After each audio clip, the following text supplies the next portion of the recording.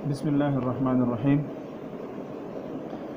यहाँ पे हमने एक मसले को दो तरीक़ों से हल किया है। ये पहला तरीक़ा है लुग़त के तरीके से। इसमें जवाब टोटल कुल 15 आया है और ये हर एक के हिस्से हैं। ये तस्हीह से पहले ये हिस्से फ़र्द से पहले। और दूसरा मसला जब हमने दूसरी मरतबा हल किया यही मसला लुग़त के तरीके के अलावा 24 के तरीके से, तो उसमें हमारे पास जो आए हैं हिस्से वो आए हैं 6, 16, 4, 4 और फ़र्द में जो आए हैं 6, 8, 8, 4, 4 टोटल 30। तो इन दोनों को जवाब को एक जैसा बनाने के लिए एक अमल की ज़रूरत होती है। इसको हम कहते हैं अमल इख्तिसार। अमल इख्तिसार का मतलब ये होता है कि इसके बाद फिर दोनों मसले एक जैसे होते हैं, दोनों का जवाब एक जैसा हो जाएगा। यहाँ पे तरीका उसका ये है कि हमने जो दूसरे तरीके के मुताबिक मसला हल किया है उसमें से जो बुनियादी हिस्से हैं उनको एक तरतीब पे जुज़ फ़ैक़ल के तरीके के मुताबिक ये मसलन 4, 4, 16 और 6 टोटल भी इसके साथ लगा लें,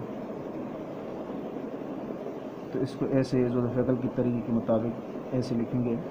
फिर इसमें से कोई ऐसा अदद बाहर से एक ऐसा अदद लेंगे खारिज से कि वो अदद इन तमाम के ऊपर तकसीम हो जाए बैक। कोई ऐसा अदद कि जो इसके ऊपर तकसीम न हो इनमें से कोई, तो वो नहीं लेंगे। तो जब हमने देखा तो बड़े से बड़ा अदद वो 2 है। इसको हम आदे आज़म भी कहते हैं या इन तमाम आदाद का वफ़द भी कह सकते हैं। वो 2 है। 3 इसलिए नहीं ले सकते कि 3 इस पे तो तकसीम हो जाएगा लेकिन औरों पे नहीं होगा, इसलिए बड़े से बड़ा अदद जो है वो 2 बनता है।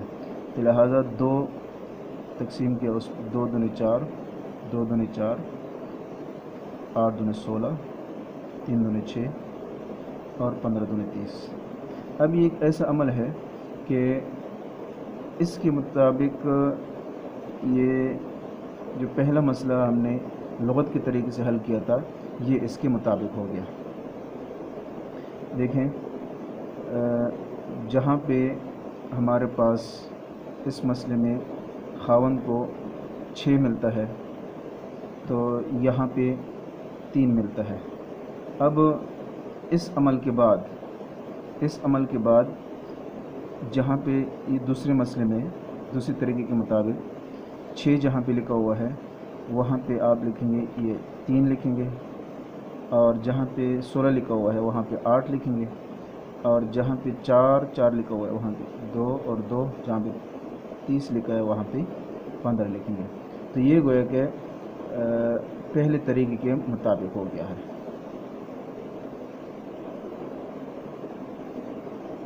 इसको कहते हैं अमल इख्तिसार।